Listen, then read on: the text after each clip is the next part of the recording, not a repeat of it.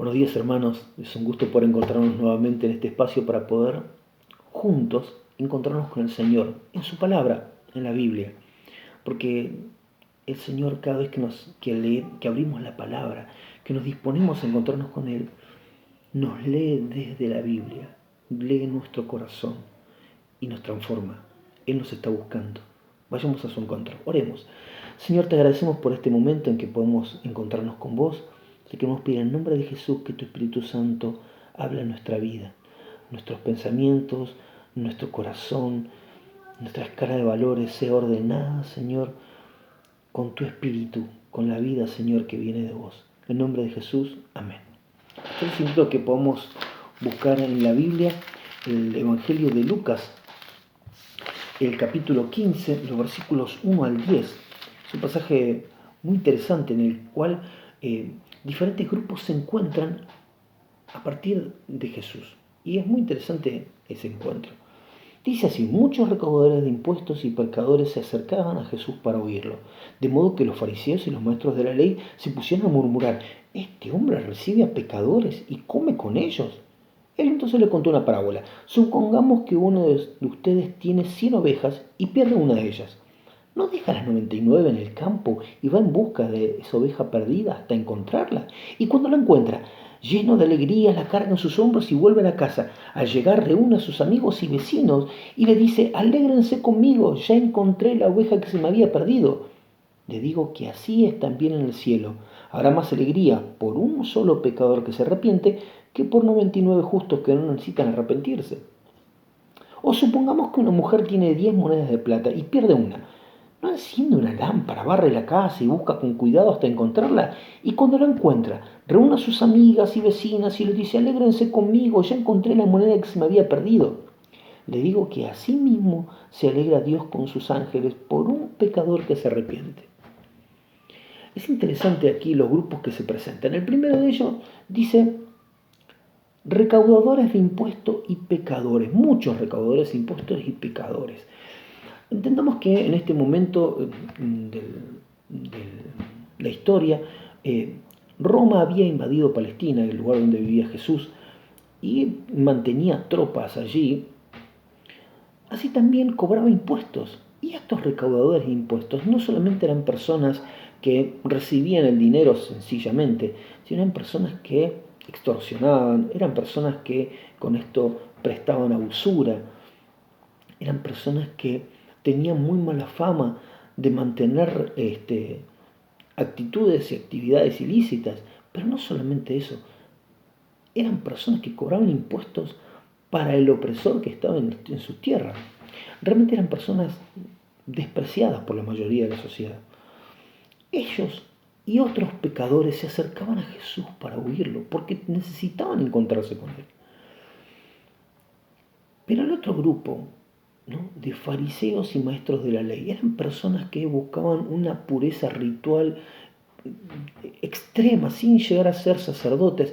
Buscaban continuamente mantener esa pureza ritual en cada detalle, lavarse las manos tantas veces en determinada cantidad de agua, lavar su cuerpo, pero desde una perspectiva de pureza ritual, no de higiene. No pensemos con nuestras categorías de hoy, en el siglo XXI, cómo actuaban ellos en Palestina en aquellos años, en aquel siglo primero, ¿no?, hace 21 siglos.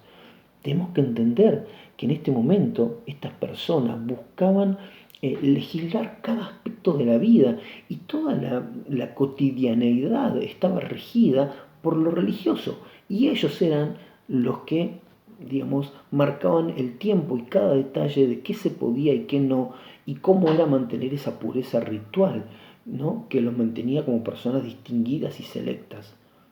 Personas que Jesús tiene varios encuentros con muchos fariseos, a quien muchos de ellos buscaban celosamente y de corazón a Dios, pero muchos de ellos también se jactaban de ello y menospreciaban a otros. Hay una parábola muy interesante en la que Jesús cuenta que un fariseo en el templo se levanta a orar y dice: ay Dios, gracias que no soy como estos cobradores de impuestos, pecadores, inicuos y esto y lo otro. En cambio yo, que soy tan bueno, y oro y ayuno y doy limosna y esto y lo otro. Y dice que había en el fondo del templo justamente un publicano, un recaudador de impuestos que se golpeaba el pecho y le pedía perdón a Dios.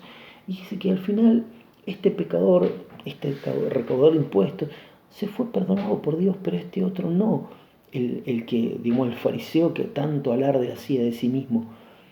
Esa era, esta es la construcción que se nos ofrece de estos personajes, de estos grupos, ¿no? Y Jesús no solamente que se junta con todos ellos, a ninguno lo rechaza. Con todos sus problemas, con todas sus contradicciones, Jesús se acerca con amor a cada grupo de personas y a todos les ofrece el Evangelio, les ofrece el reino de Dios, acercar al reino de Dios. Pero estos fariseos, obviamente escandalizados, porque Jesús se encontraba con estos pecadores, murmuraban por este tema como algo imposible de entender.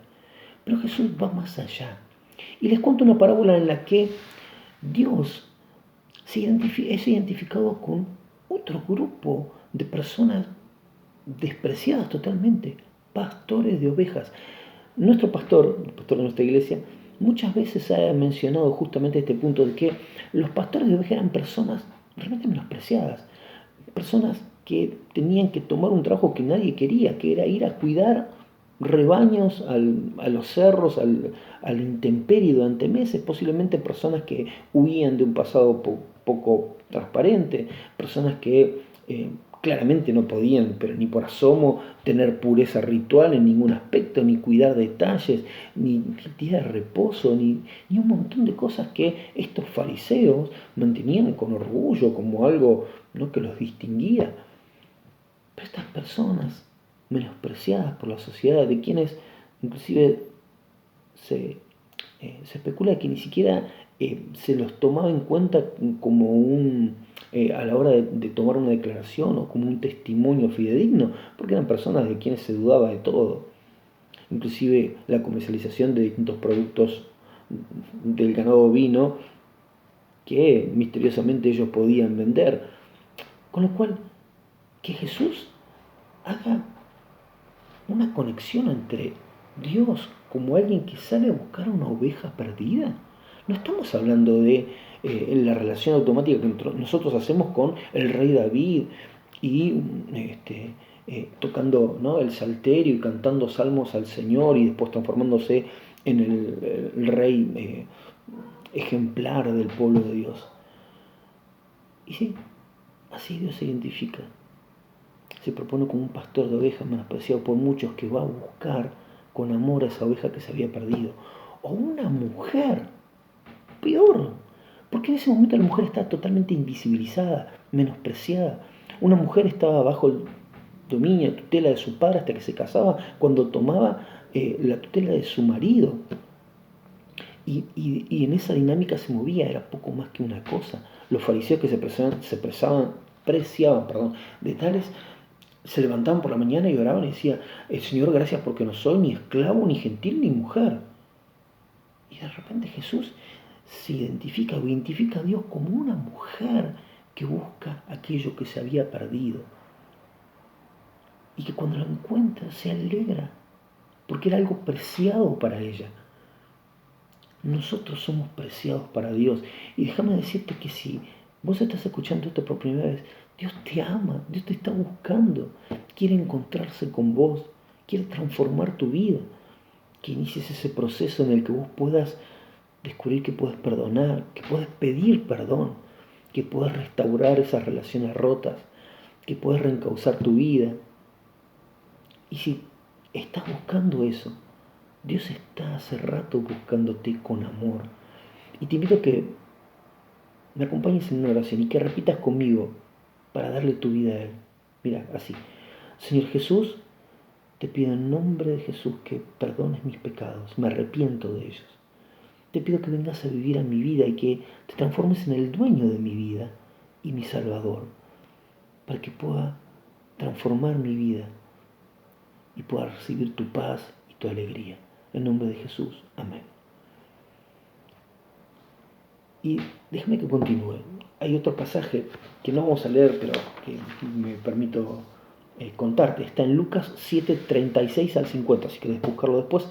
Jesús llega invitado por un fariseo a un pueblo, a su casa, y cuando están allí reunidos, se entera una mujer del pueblo que tenía fama de pecadora, de que Jesús estaba allí. Entonces se presenta con un frasco de perfume, de un perfume concentrado muy caro, y se pone a sus pies y riega con su llanto los pies de Jesús, y luego los enjuaga los saca con sus cabellos y besa sus pies y los unge con perfume. Y el fariseo dice que cuando lo ve, piensa para sí: si esto me fuera un profeta de verdad, sabría qué clase de mujer es esta, una pecadora. Pero Jesús se da cuenta y le dice: mira, te voy a contar una cosa, una parábola. Dice: había dos hombres que le debían a un prestamista unos 50 monedas de plata y otro 5. Como ninguno de los dos podía pagarles, el prestamista le perdona la deuda a ambos. ¿Cuál te parece que lo quería más al prestamista? Y el que le debía más. Tenés razón. Vos sabés que cuando yo llegué, vos no me diste agua para lavarme los pies. Esta mujer, desde que llegué, no dejó de regar mis pies con sus lágrimas, me secó con sus cabellos. No ungiste mi cabeza. Esta mujer me está derramando perfume. No me diste un beso. Esta mujer, desde que llegué, no ha dejado de besar mis pies. Porque ¿sabes por qué? Porque mucho se le ha perdonado.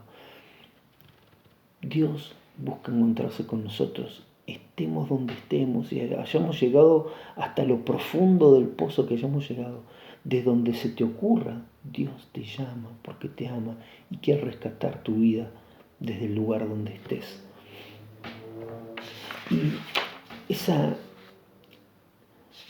cuestión llena de amor de Dios, de buscarnos con tanta insistencia, nos da cuenta de que la iglesia está construida, está hecha de gente rota que el Señor fue reconstruyendo, transformando, rehabilitando con su amor.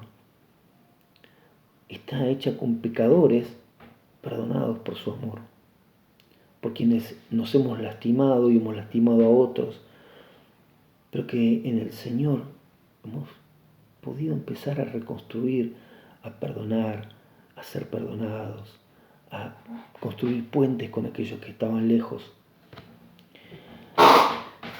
Y el texto, la Biblia, habla de la iglesia como un cuerpo cuya cabeza es Cristo, pero que está conformado por muchos miembros, muchas partes que actúan como un todo. Pero un cuerpo que empieza a actuar coordinadamente debe aprender a hacerlo. Y para eso necesitamos comunión, estar juntos. Dice la Biblia también que compara a la iglesia como una familia, la familia de la fe. Pero las relaciones familiares se construyen. Una familia no es solamente aquella que está unida por lazos de sangre, sino la que se junta, la que convive, la que lleva adelante esa relación de amor, de afecto, de cuidado. Y eso es lo que Dios también espera de nosotros, que con amor nos sostengamos unos a otros. Una comunión de gente, una comunidad de personas, no es simplemente un conjunto de personas. Un conjunto de personas puede estar parada esperando para cruzar la calle, pero eso no nos hace una comunidad de fe. Que vengamos todos juntos al culto no nos hace una comunidad de fe.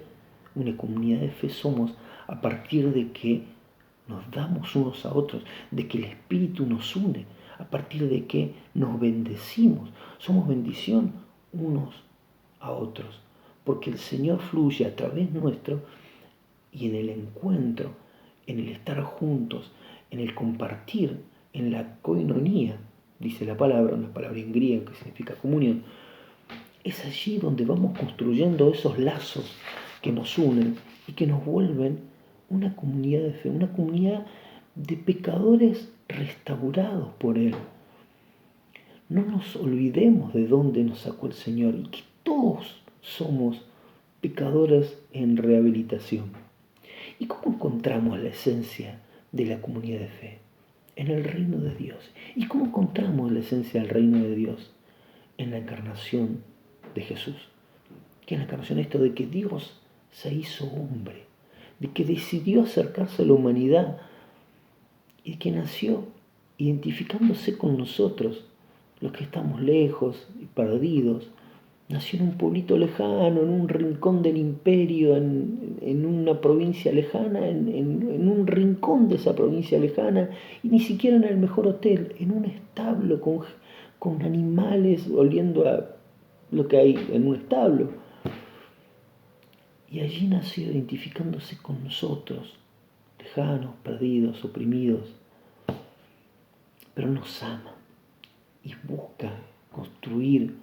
Dice la Biblia que somos como que la iglesia es un templo construido con piedras vivas y que el Señor nos ama.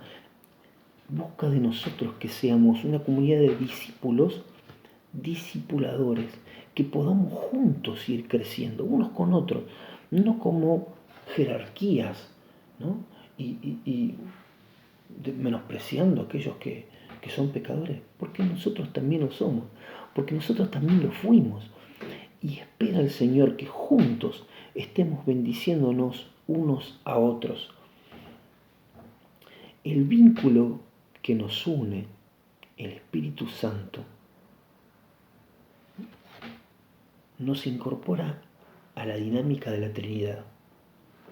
El Padre envía su Espíritu para que nos lleve al Hijo, a Jesús, a Cristo, quien nos muestra al Padre y nos vuelve a meter en esa rueda, en esa dinámica. Pero el Espíritu que vive en nosotros también vive en nuestros hermanos. El Espíritu que vive en nuestros hermanos nos vincula unos con otros, nos vuelve esa comunidad de fe. Pequeña, aquí en Merlo, un grupo de personas que el Señor vincula y transforma en una comunidad, que es parte a su vez de la iglesia de Cristo. Pero ese vínculo es un vínculo que nos impulsa. En 1 Corintios 12, cuando empieza a hablar de un cuerpo, dice que el vínculo perfecto que nos une es el amor. En el capítulo que sigue, ¿no? 1 Corintios 13. En Efesios, en la carta que el apóstol Pablo escribe a la iglesia que está en Éfeso, dice que el Espíritu, que el Señor, su Espíritu nos da dones para capacitar a la iglesia para poder llevar adelante esa misión que Él nos encomienda, que es extender el reino de Dios. Y unos con otros, pecadores en transformación, discípulos que buscamos ser cada día más como Jesús, que buscamos en el ejemplo de su encarnación nuestro modo de actuar unos con otros. En ese amor, en ese vínculo de amor, es que Dios nos impulsa a buscar qué es lo que el Señor quiere de vos. ¿Qué haría el Señor en tu lugar? ¿A dónde te impulsa? El Señor te ama. El Señor te ha transformado. Y en ese proceso de transformación continua, de acercarnos, de ser cada día más como Él, nos da esa misión de extender el reino. Y hacia ahí nos impulsa su Espíritu. Yo te invito a que tengamos un momento de oración.